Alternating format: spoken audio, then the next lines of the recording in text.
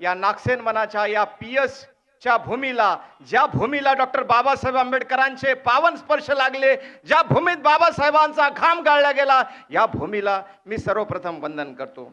इतनी ताकत है, इतनी ऊर्जा है कि इस ऊर्जा हमारे अंदर एक शक्ति पैदा करती है।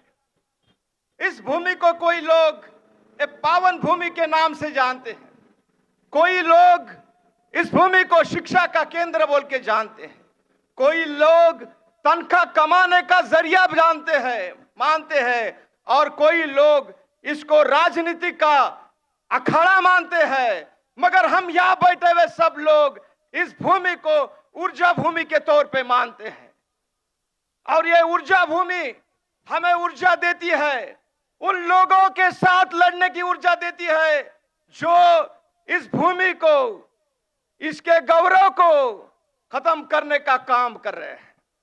ये ऊर्जा भूमि हमें उस लोगों के साथ लड़ने की ऊर्जा देती है जो इस समाज के अंदर विघटन पैदा कर रहे हैं।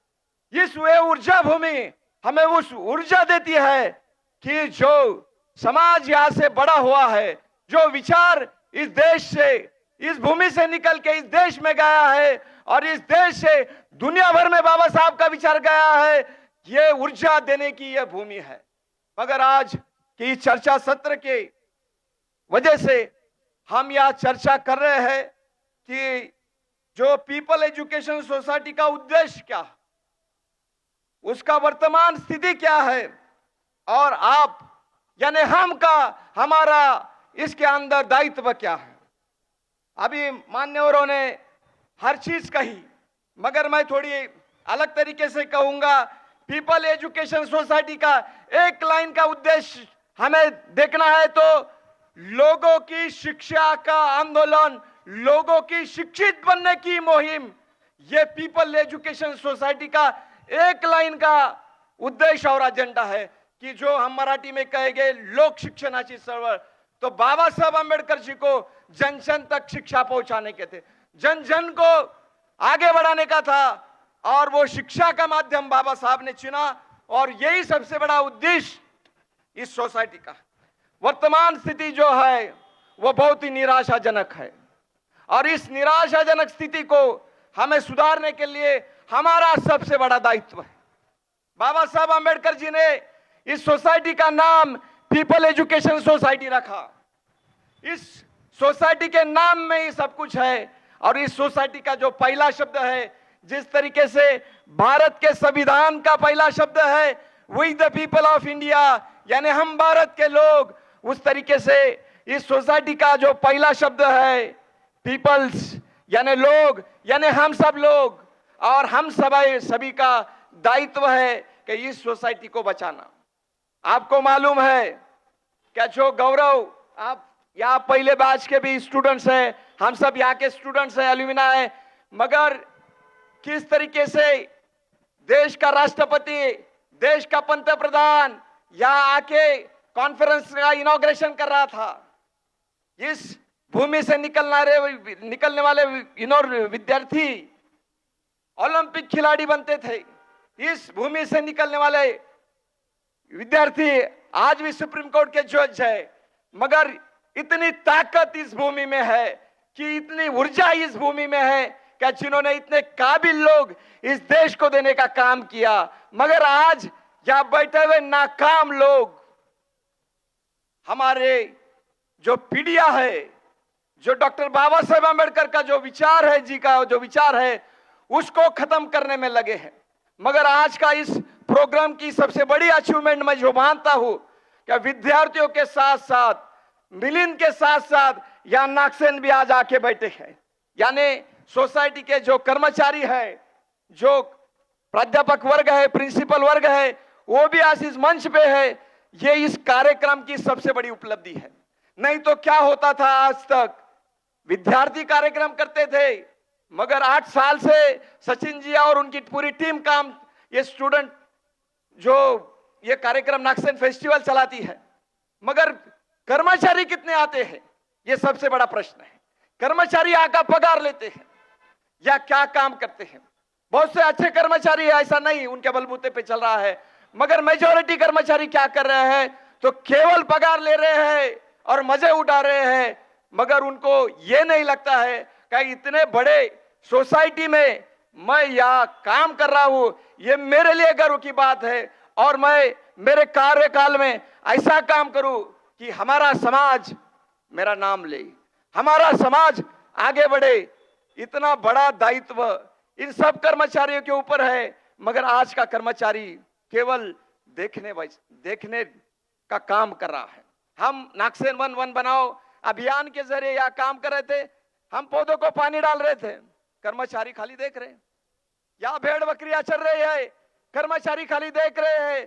तो विद्यार्थियों के साथ साथ जो तनख्वाह लेने वाले यहाँ के कर्मचारी है, उनका भी इतना ही बड़ा योगदान है कि ये सोसाइटी को बचाना, वो राजनीति में ना गिरे।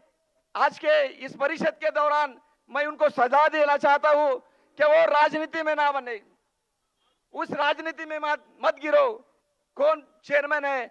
डॉक्टर बाबा साहेब आंबेडकर जी इस संस्था के फाउंडर चेयरमैन थे।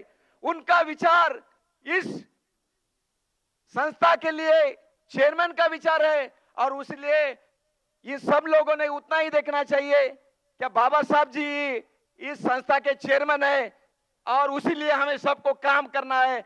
बाबा साहब जी हमारे दिल में है, बाबा साहब जी हमारे दिमाग में है, तो इसलिए हमारा सबका काम है। कौन चेयरमैन है, कौन घोटाले कर रहे हैं, वो उनके कर्म की भुगतेंगे, मगर हमें एक आशा का किरण ये स्टूडेंट वेलफेयर स्टूडेंट एसोसिएशन से मिला है। इस किरण को हमें आगे बढ़ाना है। इस आशा का एकमात्र किरण हमारी जो टीम है सचिन भाऊ की, और इन्होंने पैदा किया है और उन्होंने यहाँ तक 8 साल से जो जर्नी की है नाक्सेन स्टूडेंट वेलफेयर एसोसिएशन के जरिए, ये काबिले तारीफ है। इन्होंने 8 साल में केवल ये कार्यक्रम नहीं किया, तो एक जन आंदोलन खड़ा किया। सेव पीएस नाम का जो जन आंदोलन हमने सबने देखा, हम सब इसमें शरीक हुए। इस जन आंदोलन को आगे बहुत बड़ा करना है और इस सोसाइटी को फिर से वो वैभव मिला के देना है। हमें हमारे डॉक्टर प्रोफेसर वाघ सर ने कहा कि हम क्या कर सकते हैं, इसके ऊपर भी बात कीजिए। देखो दुनिया भर के यूनिवर्सिटीज है और हमारा इस पीएस सोसाइटी का बहुत बड़ा नाम है। हम दुनिया भर के यूनिवर्सिटी से, इंटरनेशनल यूनिवर्सिटी से टाइप कर सकते हैं।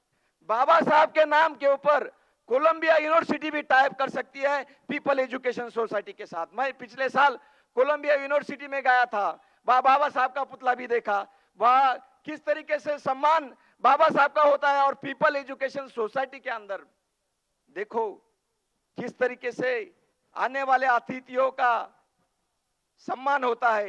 ये दुख की बात है।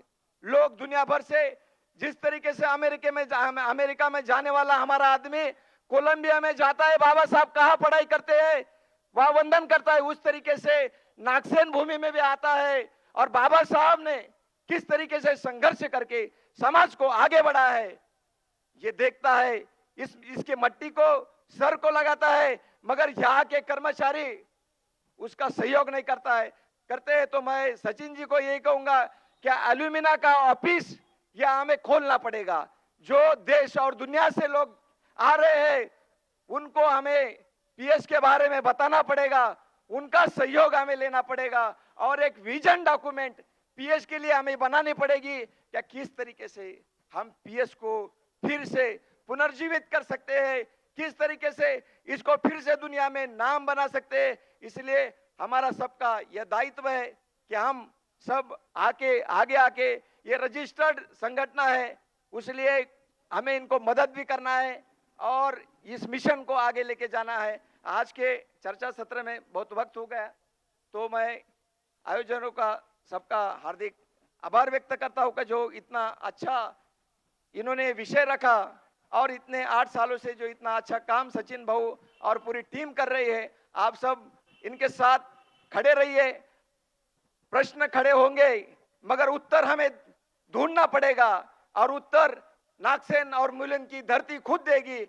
जिस तरीके से बारिश गिरने के बाद धरती के अंदर उमंग हो जाती है, उस तरीके से हमें हमारे पसीने बहाकर इस नागसेन भूमि के अंदर फिर से उमंग, फिर से नई चेतना, नई ऊर्जा हमें विकसित करना है। जय भीम, जय भारत। धन्यवाद।